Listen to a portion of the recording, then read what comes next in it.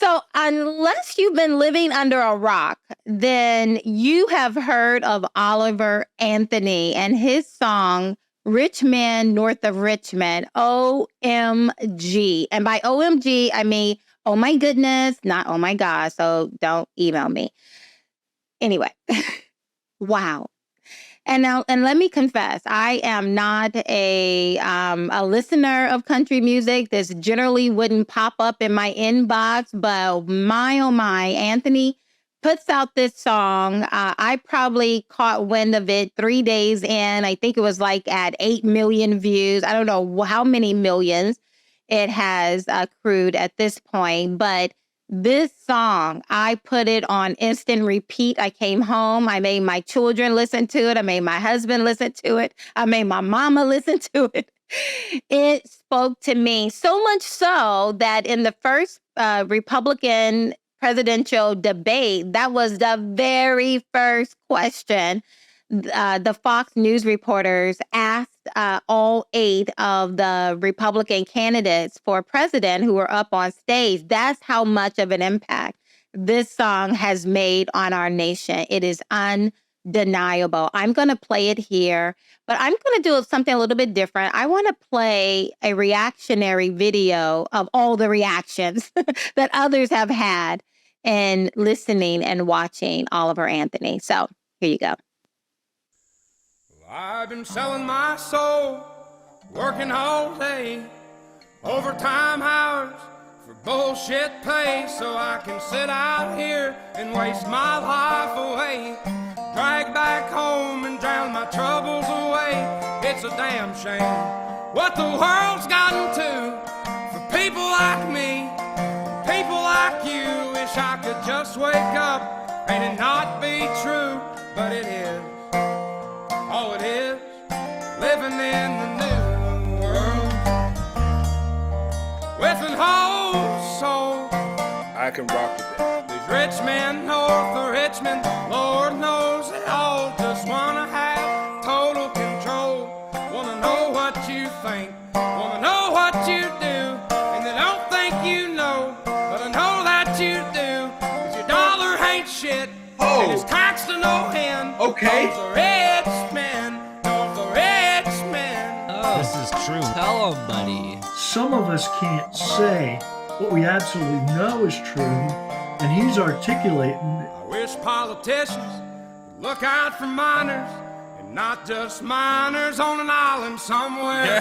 Lord, we got folks in the street, ain't got nothing to eat, and the obese milking welfare. Well, God, if you're 5'3" and you're 300 pounds, taxes ought not to pay for your bags of fudge rounds. Young men are putting themselves 6 feet in the ground, 'cause all this damn country does is keep on kicking them down. Lord, it's a damn shame what the world's gotten to for people like me. What? People like you. Wish I could just wake up and it not be true, but it is. Oh, it is living in the new world with an whole soul. These rich men north of Richmond, Lord knows they all just wanna have total control. Wanna know what you think, wanna know what you do, and they don't think you know, but I know that you do. 'Cause your dollar ain't shit, it ain't. And it's taxed to no end, 'cause the rich men north of Richmond.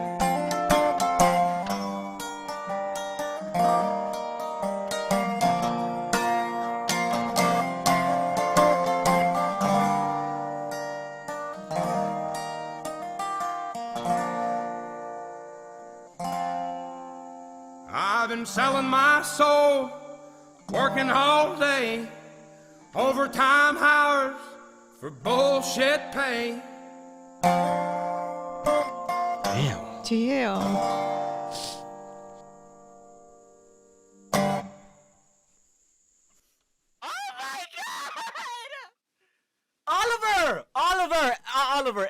Oliver Anthony.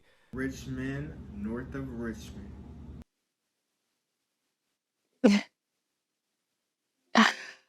Wow. Wow. I mean, I still get emotional just listening to it, the rawness of it all. He is speaking what we are all thinking. He's speaking what we're feeling. We know something has fundamentally gone wrong with how our nation is being ran right now. Some of us can articulate it quite well. Some of us just know within our bones that something has gone wrong. Things don't feel right. We feel poor. We feel like we're not being heard. We feel oppressed. It just doesn't feel good. And to have someone like Oliver Anthony standing in the middle of nowhere with his two dogs and whatever kind of guitar that is, I told you, I'm not country. I don't know anything about it. It just felt real, right? It spoke. It just immediately hit a chord. And the thing that I love about this video that I just showed you of the reactions of those reacting to Oliver Anthony's video, that too captured me because, again, we're not alone. It feels lonely sometimes, but we're not alone. We agree more than some would have us to believe.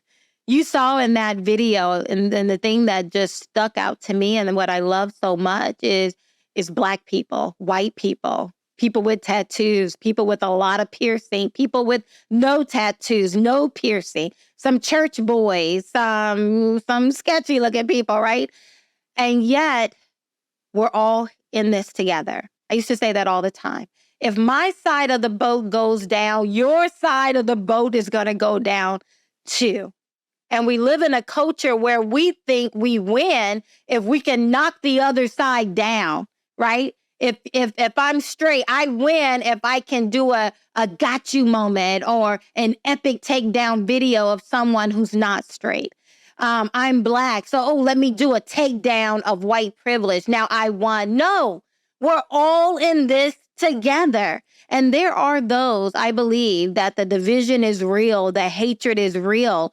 Again, the cheapest form of power is fear plus division equals power. It's cheap. It's not imaginative. It's not very creative, but it works, right? And in our world, in our culture, all around us, these prevailing ideas and attitudes and behaviors, they're teaching us that if someone doesn't agree with you, shout them down, cuss them out, ring a cowbell in their ears. No one wants to hear them, right? You have people on social media telling other people they should just die. They should just kill themselves, as if we're not all in this together. And when you watch this reactionary video of their reactions of Oliver Anthony, I don't know, for me, it's like they're feeling what I'm feeling. They see it too. They know it too. They know something has gone wrong. I'm not in this by myself. I'm not crazy. This is real. I feel it. Even now as I'm talking to you, I feel it. When I think about our borders wide open, just people coming right in South Side of Chicago, I took Vivek Ramaswamy, the presidential candidate for the Republican Party. I took him to the South Side of Chicago, not a place where Republicans are encouraged to go. And I, along with the great people from the South Side of Chicago, helped me put on a town hall, standing room only. Vivek went and got his hair cut at the barbershop right across the street. And then we walked, I don't know, maybe about 10 or 15 minutes in the South Side of Chicago over to a school, a former school. It's been closed now due to COVID. And the community of Black people, predominantly Black people, have been begging the government to open up the building, give it to the community so that they can retrofit it for the community, having GED classes, all kinds of different for the community's use. And instead, the community kept slow walking it. They couldn't do it, red tape. But now the community or the government is using that same building in the heart of the South Side of Chicago to house illegals who have crossed our borders illegally, putting them there. giving them roughly $7,000 a month in living expenses. They get brand new Jordan sneakers. They get a phone and they get a bicycle and $7,000 worth of living expenses. Plus, the government of Illinois moved heaven and earth to provide health care for all of the adult men. And here you have Black people on the south side of Chicago looking around like, wait a minute, where was all of this assistance? We need it. And now they've taken illegals who don't know the language well. We don't know who these people are, why they're coming here. And they're putting them in an environment that, quite frankly, is already an unstable and volatile environment. And they're putting them there. And we know this is wrong. There are those who are telling us, shut up, sit down, you're phobic of some sort, right? Listen to the experts. We know better. Trust us. And stick your head back in the sand. But we know this is wrong. We're looking at millions, hundreds of millions being sent over our taxpayer dollars going over to Ukraine to help them secure their border while our border is left open and defenseless. We know this is wrong. We know with the taxes, oh my goodness, right? And in the form of inflation now, the cost to go buy hot dogs or buns or bread or rice or beans, eggs, has all gone up 20, 15%. And you have an administration that just came out recently saying, oh, look, inflation is down because it only rose 2%. But we know that inflation is cumulative. Last year, it increased 8%. Now it didn't retract. It's still 8% from last year. Now you add on top of that another 2%. That's 10% of inflation, right? We know. Now we have COVID. Every time I turn around lately, people are talking about masks. Put on a mask. Don't forget your booster all of a sudden. And now we see that it's an election time, right? One of the most important elections. I know we say that often, but I believe it. This is going to be the defining election for our country. Will we become America in name only? Or will we be able to have a 1776 revolution? And so when I listen to artists like Oliver Anthony, when I listen to Jason Aldean, Try This in a Small Town, it is catching fire in our country. It is grabbing people. Doesn't matter. Black people, white people, gay people, straight people, doesn't matter. Immigrants born in America. It is grabbing all of us in a very real way.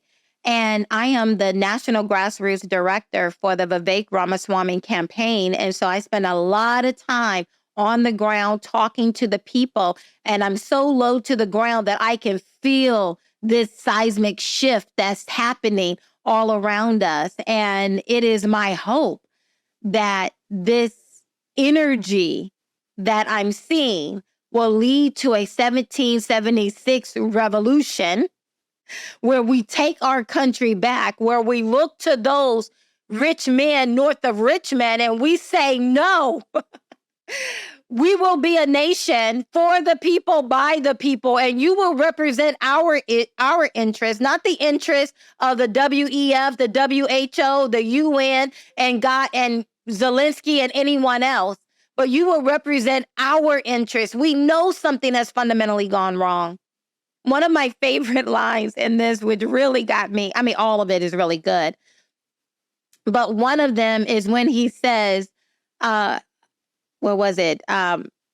If you're 5'3", weighing 300 pounds, our taxes ought not to be paid for you to go buy bags of fudge rounds. Obese people milking the system. When you have hardworking Americans out here who are being kicked down, we know the government is all about absolute control. We know it. They know we know it. And hence the reason why they've taken off their masks and they're being so draconian in their behavior towards us right now, because they know that we know who they are and where their interest truly lies. And we're over it. So again, my hope is that this energy that I feel that it would be a 1776 style revolution where we get to take our country back, and not a revolution that answers what many are now beginning to call for, a national divorce. We don't want a national divorce. We don't want that. I know in our anger and our grief and our anxiety and depression, we call for it, but we don't want that. I want a unified America. I spent 10 years in the military. I was accepted into officer candidate school. And I remember when I was getting ready, I was walking across the base right before I graduated from boot camp. And the thought hit me, oh my goodness, I could go to war and die. Granted, I should have had that epiphany before I signed up to be in the military, but better late than never. But nonetheless, that started me from the age of, I don't recall exactly how old I was, let's say 18 years old, to today, reading. It started off at that time reading one substantive book about each of our founding fathers that has now moved on to me reading almost anything I can get my hands on to understand what I could potentially be laying my life down for. If I was going to do this, I needed to really believe and understand what it is that I could be called to make the ultimate sacrifice for our country. And I grew to love my country. I would have laid my life down for our country. And it is truly sad. I feel sad. I feel depressed. I have to just keep turning my eyes to the Lord. I don't know what people do if they don't know Jesus. Lord, help them. My sanity comes from the belief, from what I believe to be true in every fiber of my being, that there is a God and that he is sovereign and that he has ultimate control. And although I can't control what I can't control, right? We can barely control our individual selves and our individual cravings, much less control all the things that are swirling around us.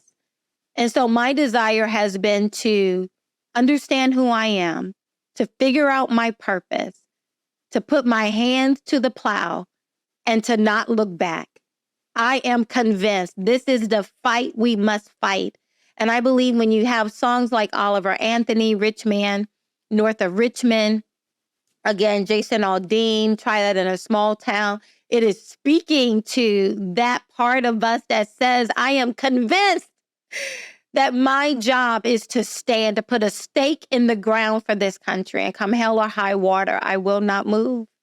Now, does this mean that I don't know that America has fallen short of the ideal of America? One nation, under God, indivisible. Does it mean that I don't believe, or does it mean that I don't recognize that our nation has fallen short? Of course not. I know our country has fallen short. I grew up in a one-stop sign town on a pig farm in southern Alabama. I grew up below the bottom rung of the economic ladder. I grew up in a home with no insulation, no running water, an outhouse in the back, and a well on the side. When I say we were poor, we couldn't afford the other O. We were just po. And yet, I don't recall one time anyone ever looking at me and calling me a victim. I don't remember one time anyone looking at me and saying, Kathy, all the odds are against you, girl. You're Black, you're a woman, you're poor, you might as well hang it up. No one ever said that to me. Instead, I saw my grandparents waking up early, going to bed late, working from sun up to sundown, and then some. I saw them bringing all that they could gather back to their family. I saw them not only take care of their family, but I saw them take care of their community. I will never forget waking up, going to the front porch and seeing someone had just drove by and left a bunch of greens, collard greens, on the front porch. That's what we did. I remember my grandfather slaughtering one of our hogs, and I got to sit in the front with him as he went from house to house, sharing a portion of our wealth with our neighbors. That's how I grew up. I was loved. I didn't even know how poor we were until I grew up and looking back and like, oh my goodness, what in the world? So I know the good. I have the blood of slaves coursing through my veins. I know the good. I know the bad. I know the downright despicable things that our country once did to people who look like me. And yet I say, I am proud to be an American. I love my country. I would have laid my life down. I made the conscious decision that if I was called to go to war, and if I was called to lay my life down, then I would, because I understood what this nation was founded upon. And I want to be true to those values and do my part to pass those values on, as well as this country, on to the next generation. And so when I hear Oliver Anthony say that we have the country kicking young men down, that makes me sad, because I feel that it's true. Vivek Ramaswamy, in the first GOP presidential debate, he looked at Mike Pence. Mike Pence and him was going back and forth. And he looked at Mike Pence and said, former Vice President Mike Pence, and said, "You act like it's good morning in America, former Vice President. It is not. It is dark.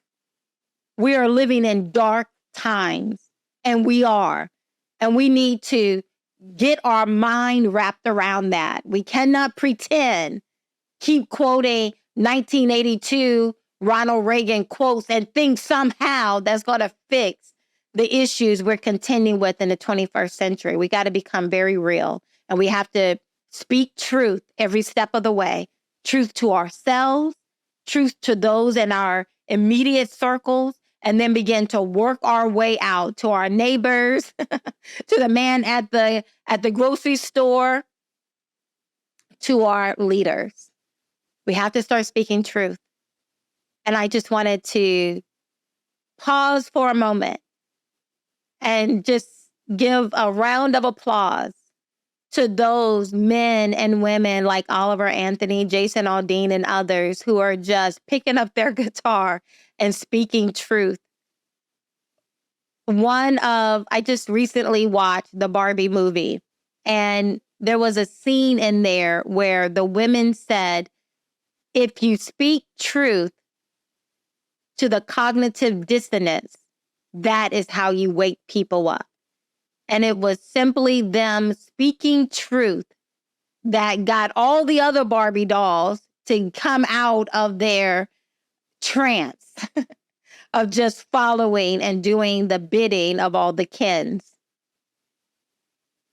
Just speak truth. If you're looking for, what do? I feel this way. It's not enough to listen to the lyrics of Oliver Anthony, agree with them, shed a tear over them, get angry because of the words and the fact that they're ringing true. It's not enough to just have another emotional experience. What is next? You got to take the next step. And for the overwhelming majority of us, the next step is making a pot of coffee, inviting your neighbor to come over, or taking your own cup of coffee or walking over to your neighbor. And instead of talking about the weather, talk about something substantive. Talk about school board races. Let's just start there. And what our children are reading in these school libraries. So there you have it. Be encouraged. We are not alone. There are more of us who agree that something has gone fundamentally wrong with our country than those who believe all is well. Go back to sleep. Look for those of us who agree. We're here. We're all around. We may not look all the same. We may not all worship the same God or God at all. We may not all speak the same language, but we are here. Let's go out today and let's go find some of them.